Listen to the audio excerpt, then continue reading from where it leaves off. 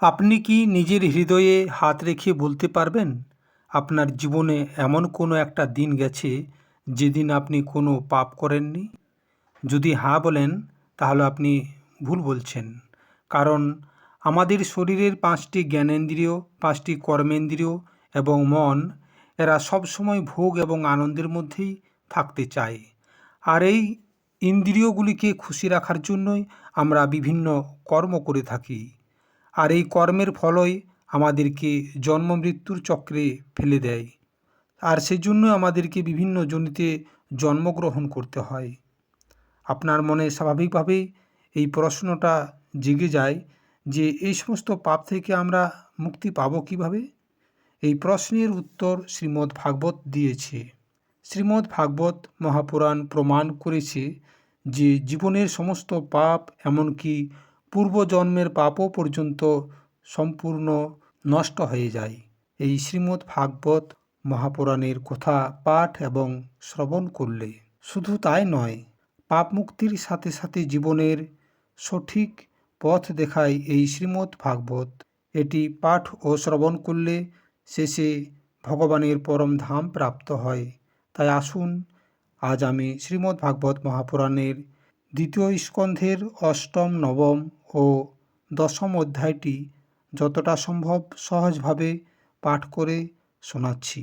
ভিডিওটি সম্পূর্ণ দেখার অনুরোধ রইল।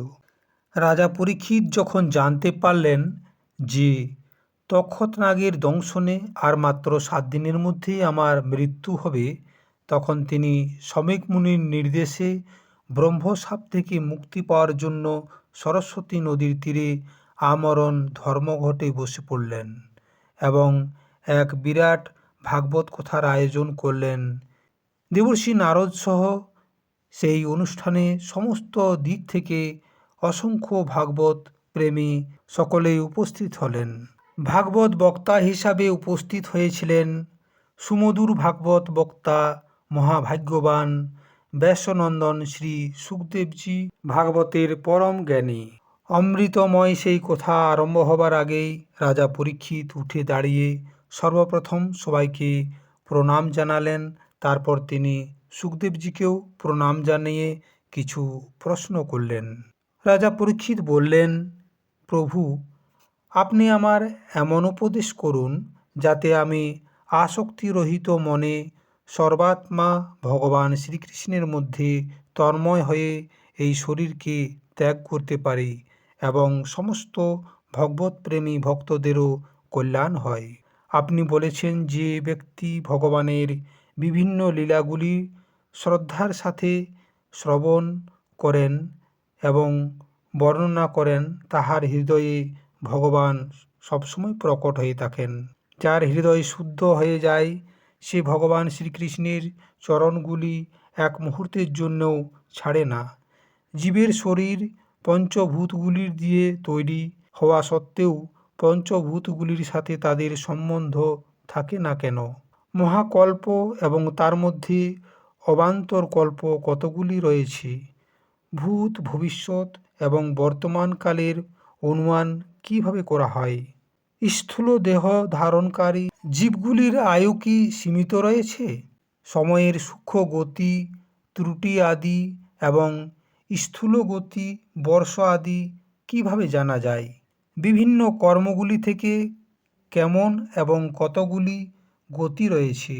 কোন কোন কর্মের ফলে জীবের কোন কোন যোনি প্রাপ্ত হয়? পৃথিবী, পাতাল, দিক, আকাশ, গ্রহ, নক্ষত্র, পর্বত, নদী, সমুদ্র এবং দ্বীপে বসবাসকারী জীবেদের সৃষ্টি কিভাবে হলো? মহাপুরুষদের চরিত্র, বর্ণাশ্রমের ভেদ এবং ধর্ম নিরূপণ কিরূপ? মানুষের সাধারণ ও বিশেষ ধর্মগুলি কি কি? তত্ত্বের সংখ্যা কতগুলি এবং তাহার স্বরূপ ও লক্ষণ কি? ভগবানের আরাধনা এবং আধ্যাত্মক যোগের নিয়ম কি? যোগেশ্বরদের কি কি ঐশ্বর্য প্রাপ্ত হয় তথা উনাদের শেষ গতি কি হয়? যোগীগণের লিঙ্গ শরীর কিভাবে ভঙ্গ হয়? বেদ, উপবেদ, ধর্মশাস্ত্র, ইতিহাস এবং পুরাণগুলির স্বরূপ ও তাহার তাৎপর্য কী রয়েছে। সমস্ত প্রাণীদের উৎপত্তি, স্থিতি ও প্রলয় কীভাবে হয়। প্রলয়ের সময় যে জীব প্রকৃতিতে লীন হয়ে থাকে তাহার উৎপত্তি কীভাবে হয়। পাখণ্ডদের উৎপত্তি কীভাবে হয় এবং আত্মার বন্ধ ও মোক্ষর স্বরূপ কী। এছাড়া আমার আরও একটি প্রশ্ন, সেটা হলো ভগবান কিভাবে নিজের মায়ার দ্বারা বিভিন্ন লীলা কার্যগুলি করে থাকেন এবং সেগুলি ছেড়ে দিয়ে কিভাবে উদাসীন হয়ে যান। রাজা পরীক্ষিতের মুখে এই সমস্ত প্রশ্নগুলি শোনার পর শ্রী সুখদেবজি মৃদু হাসলেন এবং তিনি বললেন, হে রাজন, এই সমস্ত প্রশ্নগুলি হলো জগৎ কল্যাণের জন্য। এখন আমি তোমাকে যে বর্ণনা শোনাবো সেটি মনোযোগ সহকারে শ্রবণ করো। যেমন স্বপ্নে দেখা বিষয়বস্তুর সাথে বাস্তব জগতের বিষয়বস্তুর কোনো সম্বন্ধ থাকে না, তেমনি দেহের অতীত অনুভব স্বরূপ আত্মার মায়াহীন দৃশ্য পদার্থের কোনো সম্বন্ধ থাকে না। ভগবান ব্রহ্মাজির নিষ্কপটতা তপস্যায় প্রসন্ন হয়ে ভগবান উনাকে দর্শন দিয়েছিলেন এবং আত্মতত্ত্ব জ্ঞানের জন্য উনাকে পরম সত্য পরমার্থ বস্তুর জ্ঞান উপদেশ করেছিলেন। আজ আমি তোমায় সেইগুলি বলছি, তুমি মনোযোগ সহকারে শ্রবণ করো। ত্রিলোকের পরম গুরু আদিদেব ভগবান ব্রহ্মাজি তার নিজের জন্মস্থান পদ্মফুলের উপরে বসে সৃষ্টি কার্য করার কথা মনে মনে ভাবছিলেন। কিন্তু যে জ্ঞান দৃষ্টির দ্বারা সৃষ্টির নির্মাণ হতে পারে এবং সৃষ্টির জন্য যাহা বাঞ্ছনীয়, সেই জ্ঞান দৃষ্টি ওনার প্রাপ্ত হয় নাই। একদিন তিনি পদ্মফুলের উপরে বসে বসে এটাই চিন্তা করছিলেন যে প্রলয়ের সময় তিনি সমুদ্রে দুটি শব্দ শুনেছিলেন। প্রথম শব্দটি হল ব্যঞ্জন বর্ণের ১৬তম শব্দ ত এবং দ্বিতীয়টি হল ব্যঞ্জন বর্ণের ২১তম শব্দ প। এই দুটি শব্দ একসাথে হলে হয়ে যায় তপ, অর্থাৎ তপ কর। এই তপই হল মহাত্মাগণ তথা ত্যাগীজনের পরম ধন। এই তপ শব্দটি শোনা মাত্রই ভগবান ব্রহ্মাজি চারিদিকে তাকালেন, কিন্তু তিনি কোথাও কাউকে কিছু দেখতে পেলেন না। তখন তিনি বুঝে নিলেন যে স্বয়ং পরমাত্মাই আমাকে প্রত্যক্ষভাবে বললেন এ কথা যে তুমি তপ করো। তখন তিনি সেই জ্ঞান দৃষ্টি প্রাপ্তির জন্য তথা নিজের কল্যাণের জন্য নিজের মনকে তপস্যার মধ্যে লাগিয়ে দিলেন। ভগবান ব্রহ্মাজি হলেন তপস্বীদের মধ্যে শ্রেষ্ঠ তপস্বী। ওনার জ্ঞান অসীম। সেই সময় তিনি ১০০০ দিব্য বৎসর পর্যন্ত একাগ্রচিত্তে নিজের মন, প্রাণ, কর্মেন্দ্রিয় এবং জ্ঞানেন্দ্রিয়গুলিকে নিজের বশে করে এমন তপস্যা করলেন যে যাহার দ্বারা তিনি সমস্ত লোককে প্রকাশিত করতে পারেন। ওনার তপস্যায় সন্তুষ্ট হয়ে ভগবান ওনাকে নিজের সেই পরম ধামটি দর্শন করালেন, যাহা সর্বশ্রেষ্ঠ। তাহার পরে আর কোনো লোক বা ভুবন নেই। সেই লোকের মধ্যে কোনো ক্লেশ নাই, মোহ নাই এবং ভয়ও নাই। যে দেবতার একবার এই লোকের দর্শন হয়েছে সে বারবার উহার স্তুতি করতে থাকে। সেখানে সত্য, রজ, তমগুণের না কোনো স্থান আছে, না কাল বা মায়ার কোনো স্থান আছে। সেখানে ভগবানের পার্ষদগণ বাস করে। দেবতা এবং দৈত্য উভয়েই ওনার পূজা করে। ওনার উজ্জ্বল আভাযুক্ত শ্যাম শরীর, শতদল কমলের মতো ওনার চোখ এবং হলুদ রঙের বস্ত্র পরিধানে সবসময় শোভায়মান রয়েছেন। প্রতিটি অঙ্গ থেকে সবসময় রাশি রাশি সৌন্দর্য চকচক করছে। ওনার দুটি কানে কুণ্ডল, মাথায় মুকুট আর গলার মালাগুলি দ্বারা উনি অত্যন্ত শোভায়মান রয়েছেন। ওই বৈকুণ্ঠ লোকে মাতা লক্ষ্মী সুন্দর রূপ ধারণ করে নিজের নানা বিভূতির দ্বারা ভগবানের চরণ কমলগুলির সেবা করছেন। ভগবান ব্রহ্মাজি দেখলেন ওই বৈকুণ্ঠ ধামে সমস্ত ভক্তির রক্ষক লক্ষ্মীপতি, যক্ষপতি, বিশ্বপতি ভগবান বিরাজমান রয়েছেন। সুনন্দ, নন্দ, প্রবল এবং অর্জুন আদি প্রধান প্রধান পার্ষদগণ ওনার সেবা করছেন। হাসি বদন ওনার মুখ, চোখে লাল লাল দাগ, বড়ই মধুর এবং মোহক চিতবন। ওনাকে দেখে এমন লাগছে যে উনি তার সব কিছুই যেন তার প্রেমী ভক্তদেরকে দিয়ে দেবেন। ওনার বক্ষস্থলে একটি সুন্দর রেখারূপে মাতা লক্ষ্মী বিরাজমান রয়েছেন। পুরুষ, প্রকৃতি, মহত্তত্ত্ব, অহংকার, মন, 10টি ইন্দ্রিয়, 5টি তন্মাত্রা এবং পঞ্চভূত, এই 25টি শক্তি মূর্তিমান হয়ে ওনার চারিদিকে দাঁড়িয়ে রয়েছে। সমগ্র ঐশ্বর্য, ধর্ম, কীর্তি, শ্রী, জ্ঞান এবং বৈরাগ্য, এই 6টি নিত্য স্বরূপ শক্তির দ্বারা তিনি সবসময় যুক্ত হয়ে আছেন। তিনি সর্বেশ্বর প্রভু, নিজের নিত্য আনন্দময় স্বরূপের মধ্যেই সদা সর্বদাই নিমগ্ন রয়েছেন। ওনার দর্শন করা মাত্রই ব্রহ্মাজির হৃদয় আনন্দে ভরে গেল। মনের আনন্দে তিনি উনাকে মাথা নত করে প্রণাম করলেন। সেই সাথে অন্তর্যামী ভগবানও ভগবান ব্রহ্মাজির প্রতি অত্যন্ত প্রসন্ন হলেন এবং বললেন, হে ব্রহ্মাজি, তোমার হৃদয়ে তো সমস্ত বেদগুলির জ্ঞান বিদ্যমান রয়েছে। তুমি সৃষ্টি রচনার ইচ্ছায় দীর্ঘ সময় পর্যন্ত তপস্যা করে আমাকে অত্যন্ত সন্তুষ্ট করেছ। যাদের মনে কপট আছে তারা যোগ সাধনা করেও আমাকে কখনো সন্তুষ্ট করতে পারে না। তোমার যা কিছু অভিলাষা রয়েছে তুমি আমার কাছে চেয়ে নাও, আমি তা পূরণ করব।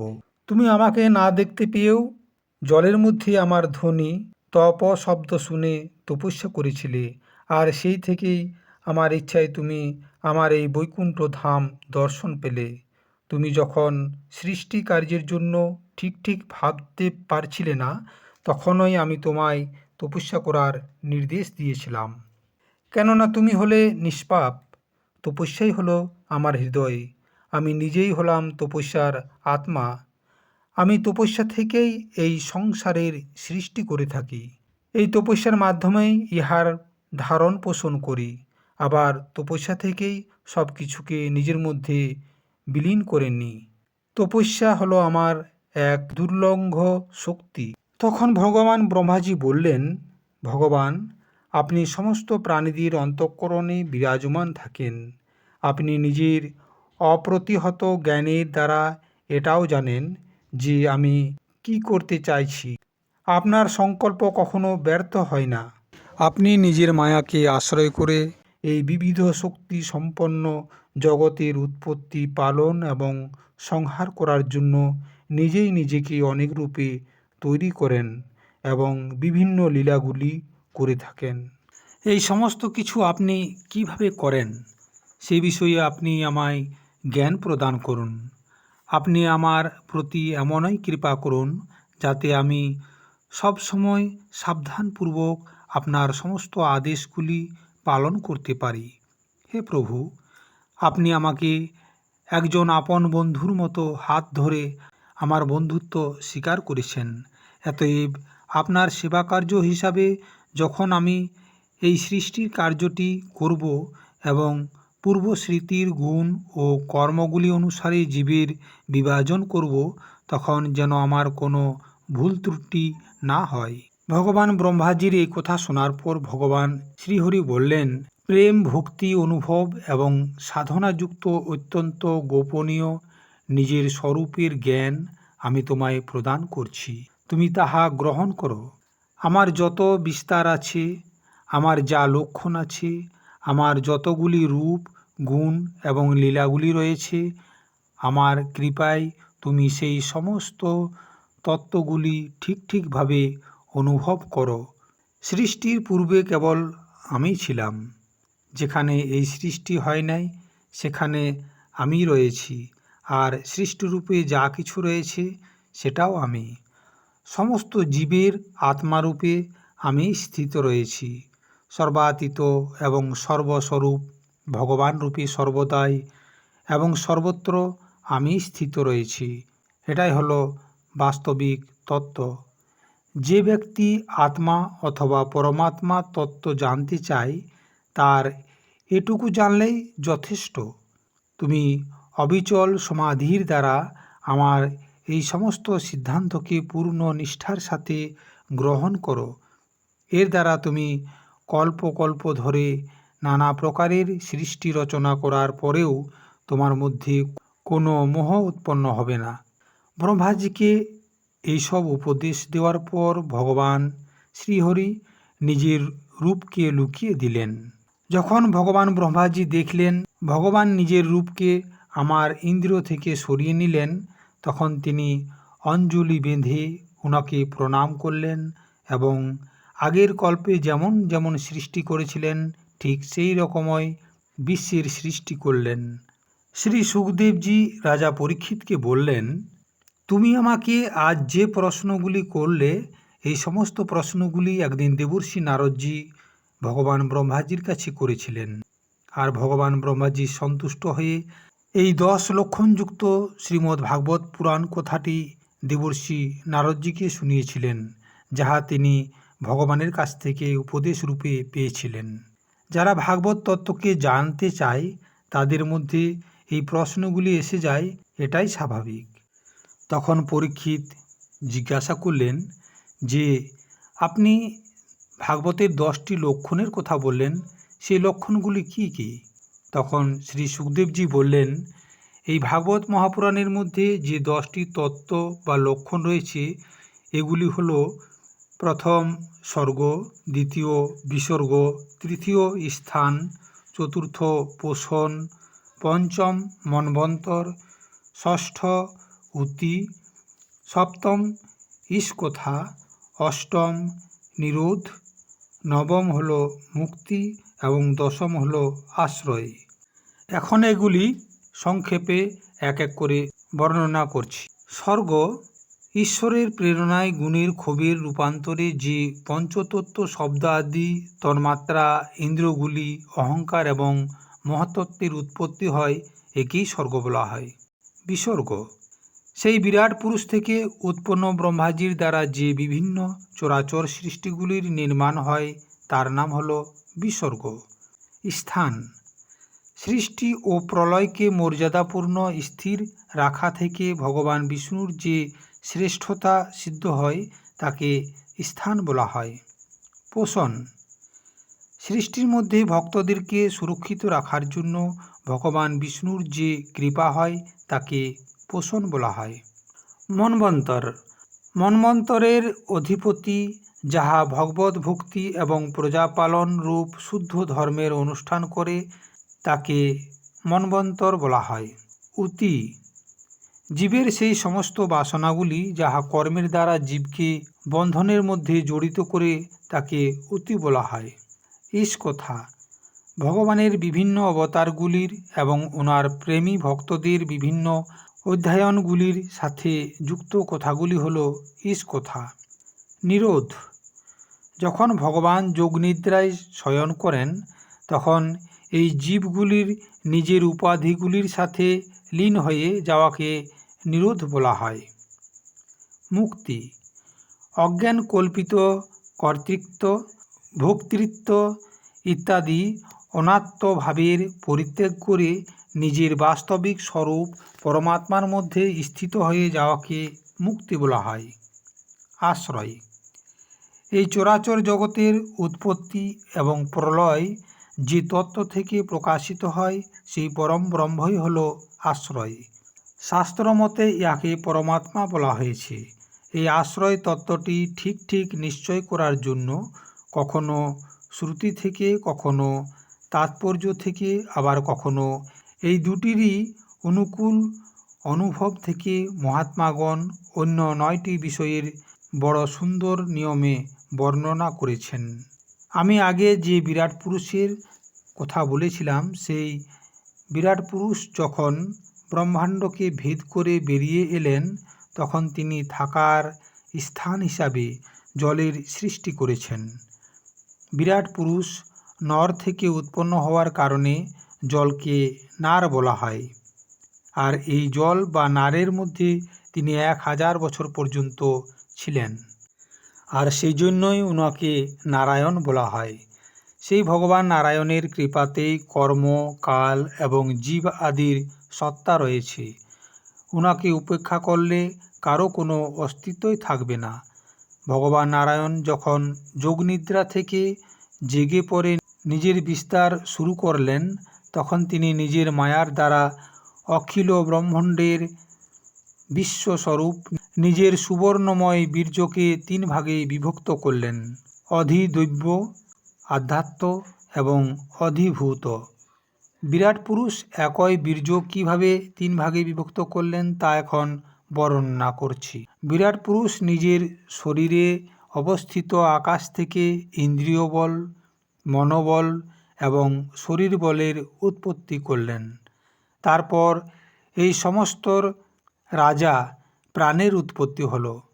যেমন সেবক তার মালিকের পিছনে পিছনে চলে, তেমনি সবার শরীরের মস্তকের প্রধান্যতার কারণে সমস্ত ইন্দ্রিয়গুলিও প্রবল হয়ে যায়। যখন প্রাণ জোরে আসে, তখন বিরাট পুরুষের খিদে তৃষ্ণার অনুভব হয়।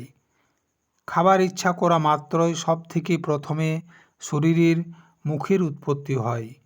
মুখ থেকে তালু, তালু থেকে রসেন্দ্রিয়, এইভাবে অনেক প্রকার রসেরও উৎপত্তি হয়, যাহা রসনা গ্রহণ করে। যখন ওনার বলার ইচ্ছা হলো, তখন বাক্য ইন্দ্রিয় এবং সেই থেকে বাকের অধিষ্ঠাত্রী দেবতা অগ্নির প্রকট হলো। এরপর অনেক দিন পর্যন্ত তিনি জলের মধ্যেই থাকলেন। নিঃশ্বাসের বেগ থেকে নাকের ছিদ্র প্রকট হলো। যখন ওনার ঘ্রাণ নেবার ইচ্ছা হলো, তখন ওনার নাকে ঘ্রাণেন্দ্রিয় বসে গেল। সেই থেকে ঘ্রাণেন্দ্রিয় দেবতা বায়ুদেব প্রকট হলো। প্রথমে ওনার শরীরে প্রকাশ ছিল না। যখন তিনি বিভিন্ন বস্তুকে দেখার ইচ্ছা করলেন, তখন ওনার চোখের ছিদ্র ও চোখের দর্শনের অধিষ্ঠাত্রী দেবতা সূর্য ও দর্শনেন্দ্রিয় প্রকট হলো। এই থেকেই রূপের গ্রহণ হতে থাকলো। যখন বেদরূপ ঋষি বিরাট পুরুষকে স্তুতির দ্বারা জাগানোর চেষ্টা করতে লাগলেন, সেই সময় ওনার শোনার ইচ্ছা হলো। আর সেই সময় কানের অধিষ্ঠাত্রী দেবতা বিভিন্ন দিক ও শ্রোতেন্দ্রিয় প্রকট হলো। এই থেকে শব্দ শোনা যায়। যখন তিনি বিভিন্ন বস্তুর কোমলতা, কঠিনতা, হালকা, ভারী, ঠান্ডা, গরম আদি জানতে চাইলেন, তখন ওনার ত্বকের উৎপত্তি হলো। পৃথিবীতে যেমন বৃক্ষ রয়েছে, তেমনি ত্বকের উপর লোম উৎপন্ন হলো। স্পর্শ অনুভবকারী এই ত্বক সমস্ত শরীরকে ঢাকা দিয়ে যখন অনেক প্রকার কর্ম করার ইচ্ছা হলো, তখন ওনার হাত উৎপন্ন হলো। এই হাতের শক্তি হস্তেন্দ্রিয়, এর অধিষ্ঠাত্রী দেবতা ইন্দ্র প্রকট হলো। যখন তিনি চলার কথা ভাবলেন, তখন পায়ের উৎপত্তি হলো। আর সেই সাথে চরণ ইন্দ্রিয় অধিষ্ঠাত্রী দেবতা স্বয়ং যজ্ঞ পুরুষ ভগবান বিষ্ণু স্থিত হয়ে গেলেন। মানুষ এই চরণ ইন্দ্রিয়গুলির দ্বারাই চলাফেরা করে এবং যজ্ঞ সামগ্রীগুলি জোগাড় করে। যখন সন্তান, রতি এবং স্বর্গভোগের কামনা হলো, তখন বিরাট পুরুষের শরীরের লিঙ্গ সৃষ্টি হলো। উহার মধ্যে উপস্থিতেন্দ্রিয় ও প্রজাপতি দেবতা তথা এই দুটিতেই আশ্রয়কারী কামসুখের আবির্ভাব হলো। যখন ওনার মনে ত্যাগের ইচ্ছা হলো, তখন পায়ুদ্বার প্রকট হলো। সেই সাথে উহার মধ্যে পায়ু ইন্দ্রিয় ও মিত্র দেবতা উৎপন্ন হলো। এই দুটোর দ্বারাই মলত্যাগের কাজ সম্পন্ন হয়। অপান মার্গের দ্বারা এক শরীর থেকে অন্য শরীরে যাবার ইচ্ছায় নাভিদ্বার প্রকট হলো। এ থেকে অপান এবং মৃত্যুর দেবতার উৎপত্তি হলো। এই দুটির আশ্রয় থেকে প্রাণ ও মৃত্যু হয়। যখন বিরাট পুরুষের অন্ন জল গ্রহণ করার ইচ্ছা হলো, তখন পেট, আঁত এবং নাড়ির উৎপত্তি হলো। সেই সাথে পেটের দেবতা সমুদ্র এবং নারীর দেবতা নদীগুলি ও তুষ্টি এবং পুষ্টি এই দুটির উৎপত্তি হলো। যখন তিনি নিজের মায়ার উপর বিচার করতে চাইলেন তখন হৃদয়ের উৎপত্তি হলো। এর মধ্যে মন রূপ ইন্দ্রিয় এবং মনের দেবতা চন্দ্র, কামনা এবং সংকল্পের উৎপত্তি হলো। বিরাট পুরুষের শরীরের মধ্যে পৃথিবী, জল এবং তেজ থেকে 7টি ধাতু তৈরি হলো।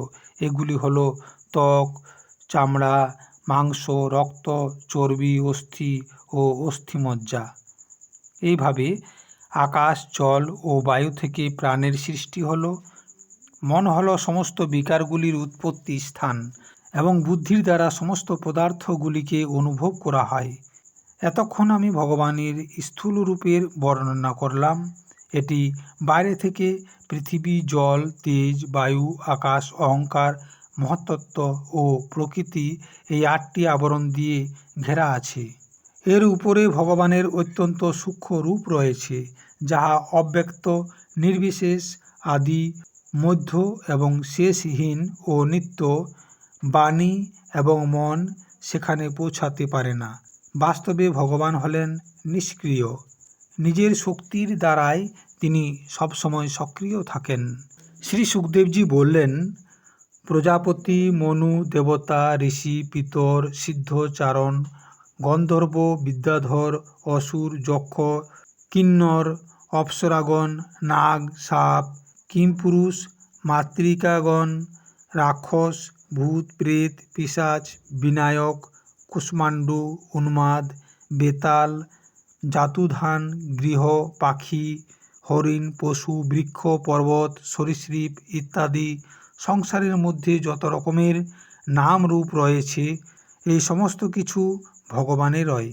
সংসারে যত রকমের জলচর, স্থলচর তথা আকাশচারী প্রাণী রয়েছে এগুলি সব শুভ, অশুভ এবং মিশ্রিত কর্মের তদনুরূপ ফল। সাত্ত্বিকী প্রধানতা থেকে দেবতা, রজগুণের প্রধানতা থেকে মানুষ এবং তমগুণের প্রধানতা থেকে নারকীয় যোনিগুলির মিলিত হয়েছে। এই সমস্ত গুণগুলির মধ্যেও একটি গুণের সাথে অন্য গুণের অভিভূত হয়ে যায়। তখন প্রত্যেক গতির 3টি ভাগ হয়ে যায়। জগতের ধারণ পোষণ করার জন্য ভগবান বিষ্ণু রূপ ধারণ করে দেবতা, পশু, পাখি আদি রূপে অবতার নেন এবং বিশ্বের পালন পোষণ করে থাকেন। তারপর যখন প্রলয়ের সময় এসে যায় তখন ভগবান নিজের এই সৃষ্টি বিশ্বকে কালাগ্নি রূপ, রুদ্ররূপ ধারণ করে নিজের মধ্যে লীন করে দেন। সৃষ্টি রচনা আদি কর্মের নিরূপণ করে পূর্ণ পরমাত্মা থেকে কর্মকে আলাদা করা হয়েছে। আমি এটা ব্রহ্মাজির মহাকল্পের অবান্তর কল্পের সাথে বর্ণনা করলাম। সমস্ত কল্পে সৃষ্টিকল্প একই রকম। কালের পরিমাণ, কল্প এবং কল্পের অন্তর্গত মন্বন্তরগুলির বর্ণনা পরে করব।